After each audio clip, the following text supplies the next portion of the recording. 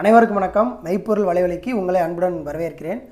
இன்று நாம் பார்க்க இருக்கும் காணொளி என்ன அப்படின்னா, நேரடி அரசு பணி நியமனங்களில் நடைபெறக்கூடிய முறைகேடுகளை எவ்வாறு எதிர்கொள்வது அப்படிங்கிறத நம்ம பார்க்க போகிறோம்.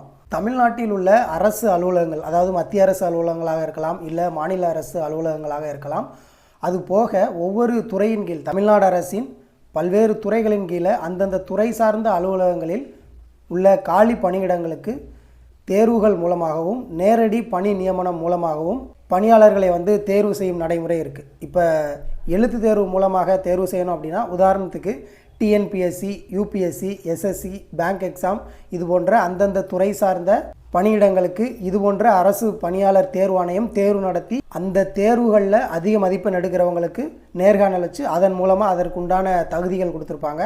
அந்த அரசு பணியாளர் தேர்வாணையம் மூலமாக பணியாட்கள் தேர்வு செய்யப்படுவாங்க. இப்போ உதாரணத்துக்கு கடந்த ஆண்டு இந்த கிராம நிர்வாக அலுவலக உதவியாளர் பணிக்கு நேரடி பணி நியமனம் மூலமாக தான் பணியாளர்கள் தேர்வு பண்ணாங்க. அதே போல் நியாய விலை கடைகளில் விற்பனையாளர் மற்றும் கட்டுனர் பணிக்கான பணியாளர்கள் நேரடியாகத்தான் தேர்வு செஞ்சாங்க. இந்த நேரடி தேர்வு எப்படி நடக்கும் அப்படின்னா, ஒரு விண்ணப்ப அறிவிப்பு கொடுப்பாங்க, எந்தெந்த இடங்களில் காலி இடங்கள் இருக்குது அப்படின்னு.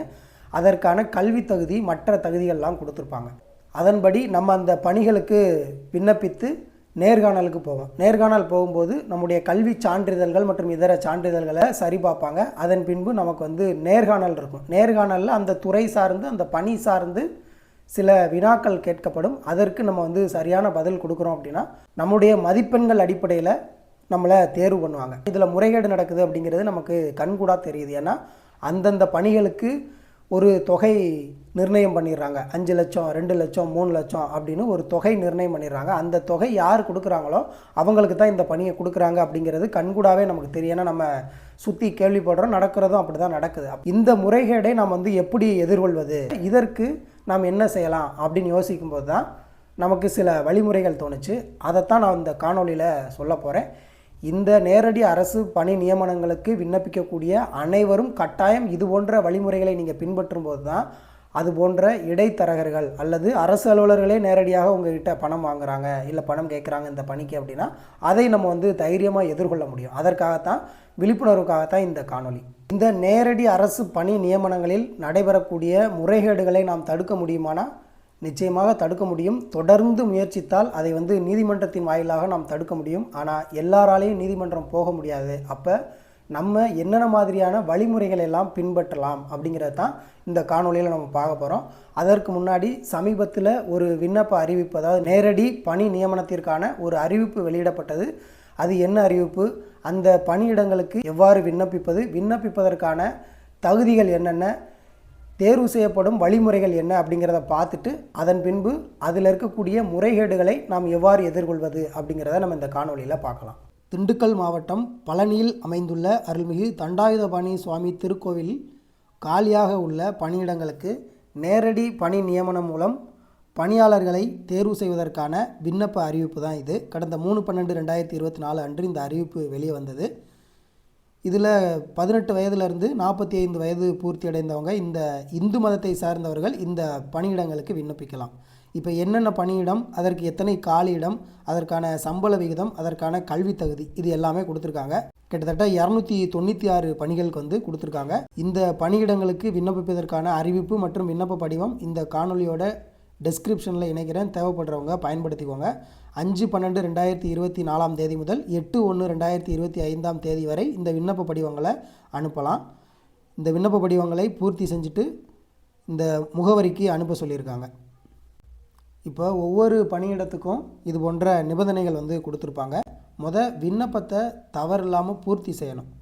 இந்த பணியிடங்களுக்கு விண்ணப்பிக்கும் விண்ணப்பதாரர்கள் 1/7/2024 தேதியன்று 18 வயது முதல் 45 வயதுக்கு உட்பட்டவர்களாக இருக்க வேண்டும். இந்து மதத்தை சார்ந்தவர்களாகவும் இறை நம்பிக்கை உடையவர்களாகவும் இருத்தல் வேண்டும். ஒவ்வொரு பதவிக்குமே தனித்தனியாக தான் விண்ணப்பிக்கணும். இந்த விளம்பரம் செய்யப்பட்ட, அதாவது 3/12 தான் விளம்பரம் செஞ்சுருக்காங்க, அதற்கு அப்புறம் தான் விண்ணப்பங்களை அனுப்பணும். அதுவும் 5/12 தான் விண்ணப்பங்களை அனுப்ப சொல்லியிருக்காங்க. அதனால் 5ஆம் தேதிக்கு அப்புறம் தான் இந்த விண்ணப்பங்களை அனுப்பணும். இப்போ இதில் கல்வி தகுதி கொடுத்துருக்காங்க, அதனுடைய சான்றிதழ்கள் மற்றும் கூடுதல் கல்வி தகுதி ஏதேனும் இருந்தால் அதற்கான சான்றிதழ்கள், ஆதார் அட்டை, வாக்காளர் அடையாள அட்டை, குடும்ப அட்டை எல்லாமே அரசு பதிவு பெற்ற அலுவலரிடம் சான்றொப்பம், அதாவது அட்டஸ்டட் வாங்கிட்டு தான் எல்லா சான்றிதழ்களோட நகல்லையும் அட்டஸ்டட் வாங்கிட்டு தான் அனுப்பணும். இப்போ வயதிற்கான சான்று வந்து சிலர் வந்து பிறப்பு சான்றிதழ் வச்சுருப்பாங்க, அது இருந்தாலும் அது வச்சுக்கலாம். அது இல்லாதவங்க வந்து டிசி ட்ரான்ஸ்ஃபர் சர்டிஃபிகேட் மாற்றுச் சான்றிதழ் வந்து நகல் இணைக்கணும். இதில் முக்கியமானது என்ன அப்படின்னா, விண்ணப்ப படிவத்தில் விவரங்கள் முழுமையாக பூர்த்தி செய்யப்படாமலும் கேட்கப்பட்ட சான்று நகல்கள் இணைக்கப்படாமலும் பெறப்படும் விண்ணப்பங்கள் ஆரம்ப நிலையிலேயே நிராகரிக்கப்படும். இப்போ ஒவ்வொரு பணியிடங்களுக்கும் அதற்கான கல்வித் தகுதி கொடுத்துருப்பாங்க. அதற்கான இணையான கல்வித் தகுதி மற்றும் கூடுதல் கல்வித் தகுதிக்கான சான்றிதழ்கள் எல்லாத்தையும் கட்டாயம் அட்டஸ்டட் வாங்கி தான் நிரப்பணும். விண்ணப்ப படிவத்தில் ஏதேனும் வந்து நிரப்பாமல் இருந்தாலோ இல்லை தவறுதலாக நிரப்பியிருந்தாலோ ஆரம்பத்திலே விண்ணப்பத்தை நிராகரிச்சிருவாங்க. தேர்ந்தெடுக்கப்படும் பணியாளர்கள் வந்து அந்த திருக்கோயிலின் உப கோயில்கள்னு சொல்லி ஒரு சில கோயில்கள் இருக்கும், அந்த நிறுவனங்களுக்கும் வந்து பணி மாறுதல் செய்கிறதுக்கு வாய்ப்பு இருக்குது. இப்போ இந்த பணிக்கு தேர்வாகக்கூடிய விண்ணப்பதாரர்கள் பணியில் சேர வரும்போது விண்ணப்பதாரர் வசிக்கும் எல்லை பகுதிக்குட்பட்ட காவல் நிலையத்தில் எந்த ஒரு வழக்குமே இல்லை, அவங்க மேலே குற்றவியல் நடவடிக்கை எதுவும் இல்லை அப்படிங்கிறதுக்கான சான்றிதழ் மற்றும் உடல் தகுதி சான்றிதழோட ஒரிஜினல், மற்ற எல்லாமே நகல் கொடுக்கணும். இதனுடைய ஒரிஜினல் சமர்ப்பிக்கணும். இப்போ விண்ணப்பங்களை அனுப்பும்போது எந்த பணிக்கு விண்ணப்பிக்கிறீங்களோ அதை வந்து அந்த போஸ்டல் கவர்லேயே மேலே எழுதிடணும், இந்த பணிக்கு நான் விண்ணப்பிக்கிறேன் அப்படின்றத. இப்போ நம்ம விண்ணப்பங்கள் அனுப்பிடுறோம், விண்ணப்பங்கள் சரியான முறையில் பூர்த்தி பண்ணியிருக்கிறவங்கள மட்டும்தான் நேர்காணலுக்கு கூப்பிடுவாங்க. அப்படி நேர்காணலுக்கு கூப்பிடுறவங்களுக்கான எந்த ஒரு பயணப்படியும் வழங்க மாட்டாங்க. நம்மளுடைய சொந்த காசை போட்டு தான் இந்த பயணத்தை வந்து மேற்கொள்ளணும். நம்ம விண்ணப்பிக்கிறோம், விண்ணப்பம் வந்து நேர்முக தேர்வுக்கு நம்ம அழைக்கப்படுகிற பட்சத்தில் எல்லா சான்றிதழுக்கான அசல் ஒரிஜினல் சான்றிதழ்களை கட்டாயம் வந்து நம்ம நேர்காணலின் போது கொண்டு போகணும். இப்போ நம்ம கொடுக்கக்கூடிய சான்றிதழ்கள் எதுவும் வந்து தவறான தகவல் அல்லது போலியான ஆவணங்கள் கொடுத்துருந்தோம் அப்படின்னா சட்ட ரீதியான குற்றவியல் நடவடிக்கை நம்ம மேலே எடுப்பாங்க. அதே மாதிரி 8/1/5:45 மணிக்குள்ளே நம்மளுடைய விண்ணப்பங்கள் வந்து போய் சேர்ந்துடணும். அதற்கு பின்பாக போகக்கூடிய விண்ணப்பங்களை வந்து ஏற்க மாட்டாங்க, நிராகரிச்சிருவாங்க. அதே போல் விண்ணப்பங்களில் ஏதேனும் தவறு இருந்தாலும் அந்த விண்ணப்பம் வந்து ஏற்றுக்கொள்ளப்பட மாட்டாது, நிராகரிச்சிருவாங்க. இப்போ நம்ம கொடுக்கக்கூடிய சான்றிதழ் அனைத்தையுமே சம்மந்தப்பட்ட துறைகள் மூலமாக ஒரு தடவை அவங்க வந்து சரி பார்ப்பாங்க. அதன் பின்பு தான் நம்மளை வந்து பணி கொடுப்பாங்க. இப்போ ஏற்கனவே பணிபுரிந்து ஒரு சிலர் தண்டனையில் இருப்பாங்க, அவங்க வந்து இந்த பணிகளுக்கு வந்து விண்ணப்பிக்க முடியாது. இப்போ உரிய முறையில் பூர்த்தி செய்யலை, இல்லை சான்றிதழ் நகல் இணைக்கலை, இல்லை அட்டஸ்டட் வாங்கலை அப்படிங்கிற பட்சத்தில் எந்த ஒரு காரணமும் சொல்ல மாட்டாங்க, விண்ணப்பம் நிராகரிச்சுருவாங்க. நீங்கள் விண்ணப்பிச்சிருப்பீங்க, ஆனால் உங்களுக்கான நேர்காணலுக்கான கடிதம் வந்து வீட்டுக்கு வராது. நீங்கள் அதை போய் கேட்டாலும் உங்களுக்கு வந்து அந்த காரணத்தை வந்து அவங்க சொல்ல மாட்டாங்க. அதனால் விண்ணப்பத்தை வந்து தவறு இல்லாமல் பூர்த்தி பண்ணணும், எல்லா சான்றிதழ்களையும் இணைக்கணும், எல்லா சான்றிதழ்களையும் அட்டஸ்டட் வச்சுருக்கணும். இப்போ இதுதான் வந்து இந்த பழனி தண்டாயுதபாணி சுவாமி திருக்கோவில் காலி பணியிடங்கள் நிரப்புவதற்கான நேரடி பணி நியமனத்துக்கான நிபந்தனைகள். இப்படி தான் வந்து தேர்வு பண்ணுவாங்க. இப்போ இது வந்து விண்ணப்ப படிவம். இந்த விண்ணப்ப படிவம் வந்து கவனமாக பூர்த்தி பண்ணணும். 2-3 நகல்கள் கூட எடுத்து வச்சுக்கிட்டு நீங்கள் பென்சிலில் பூர்த்தி பண்ணிவிட்டு எல்லாம் சரியாக இருக்கக்கூடிய பட்சத்தில் நீங்கள் வந்து அதை முறையாக பேனால் நீங்கள் பூர்த்தி செய்யலாம். எந்த தவறும் இல்லாமல் பூர்த்தி செய்யணும். சான்றிதழ்கள் அனைத்து சான்றிதழ்களையும் அட்டஸ்டட் வாங்கிட்டு தான் அனுப்பணும். அப்படி இல்லைனா விண்ணப்பங்கள் நிராகரிக்கப்படும். இப்போ நம்ம இது எல்லாமே பண்ணி அனுப்பியாச்சு. இப்போ அறிவிப்பில் கொடுத்துருக்கிற மாதிரி ஒவ்வொரு பணியிடத்துக்கும் அதற்குரிய கல்வித் தகுதி அல்லது இணையான கல்வித் தகுதிக்கான சான்றிதழ்கள் சரியாக நம்ம கொடுத்துருக்கோமா, அதெல்லாமே உண்மைத்தன்மையோடு இருக்கா அப்படிங்கிறத சரி செய்வாங்க. சரி செஞ்சதுக்கப்புறம் நம்மகிட்ட நேர்காணல் எடுக்கணும். நேர்காணலில் அதாவது சான்றிதழ்களுக்குன்னு சொல்லி தனியாக மதிப்பெண்கள் வச்சுருப்பாங்க, இந்தந்த சான்றிதழ்களுக்கு இவ்வளோ மதிப்பெண்கள் அப்படின்னு.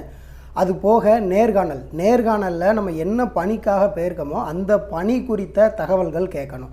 அது போக இப்போ அந்த கோயில்னால் கோவில் நிர்வாகம் அது தொடர்பாகவும் இந்து மதம் தொடர்பாகவும் ஏதேனும் கேள்விகள் இருந்தால் நம்ம வந்து சரியான முறையில் பதிலளிக்கலாம். ஆனால் இதுக்கெல்லாம் இவங்க வந்து ஒரு ஃபார்மெட், அதாவது இந்தந்த கேள்விகள்லாம் கேட்கலாம், இல்லை இதற்கு இவ்வளோ மதிப்பெண்கள் அப்படின்னு வச்சுருக்காங்களா அப்படின்னா அது நமக்கு தெரியாது.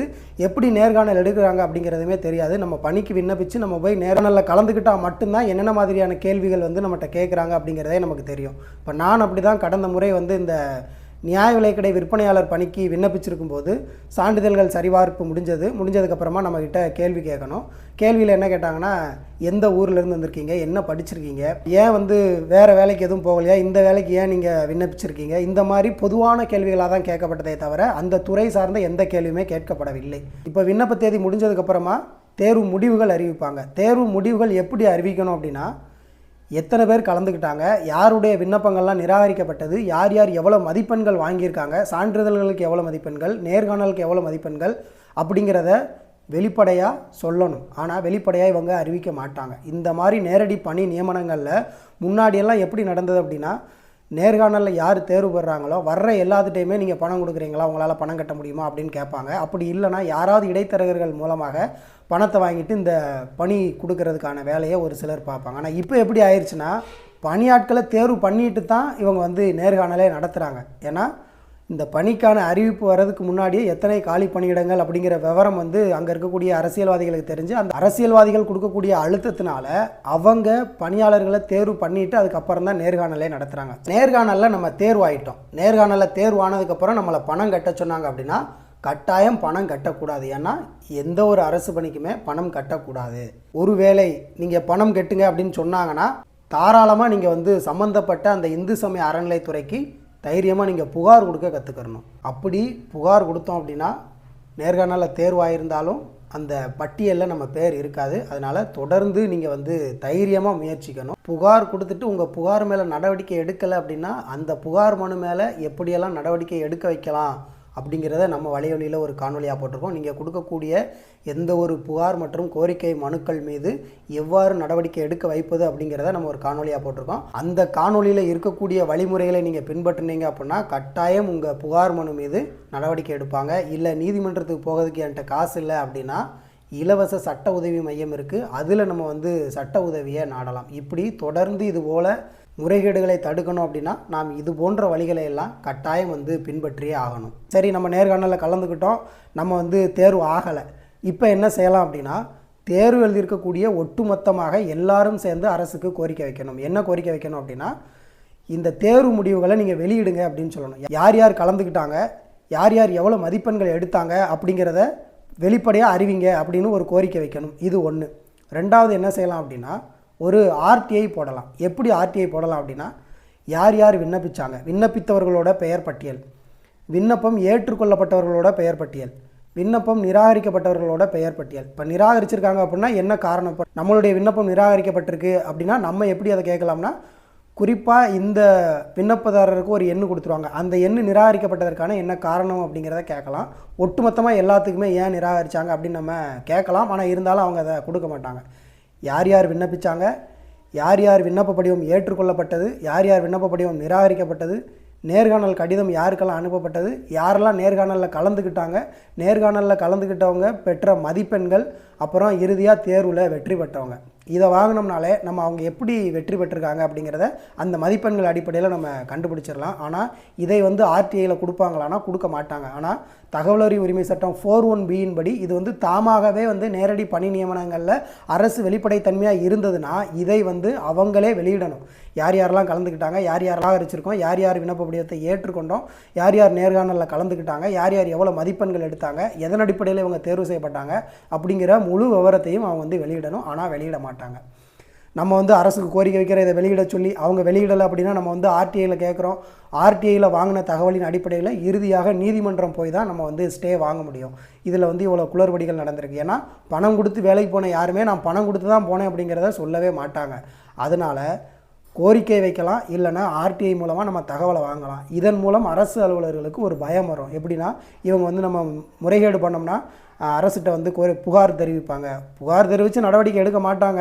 நடவடிக்கை எடுக்க வைக்கிறதுக்கான முயற்சிகளையும் நம்ம இறங்கணும். ஆனால் அவங்களுக்கு ஒரு பயம் வரும். இந்த மாதிரி முறைகேட்டில் ஈடுபடணும் அப்படின்னு நினைக்கிறவங்க பயந்துக்கிட்டு இந்த நேர்காணலை வந்து சரியாக நடத்துறதுக்கான ஒரு வாய்ப்பு இருக்குது. அதனால் இந்த பணியிடங்களுக்கு விண்ணப்பிக்கக்கூடிய அனைவருக்கும் அல்லது இது போன்ற மற்ற நேரடி அரசு பணி நியமனங்கள் மூலமாக வேலைக்கு செல்லக்கூடிய அல்லது வேலைக்கு காத்திருப்பவர்களுக்கு இந்த காணொலியை அனுப்பி அவர்களுக்கு ஒரு தன்னம்பிக்கையும் தைரியத்தையும் ஊட்டும்படி மெய்ப்பொருள் வலைவலி சார்பாக கேட்டுக்கொள்கிறேன். இந்த காணொலியை அனைவருக்கும் பகிர்ந்து உதவும்படி கேட்டுக்கொள்கிறேன். நன்றி.